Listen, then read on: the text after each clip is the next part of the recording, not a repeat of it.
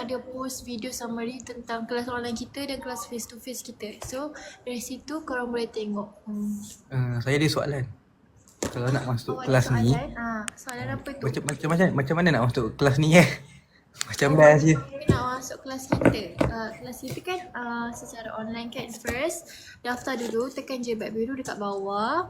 Lepas tu nanti DM admin kita akan reply. Lepas dah daftar, kita akan buat penghantaran dekat korang apa yang kita akan hantar. CPR kit. So dalam CPR kit tu ada apa?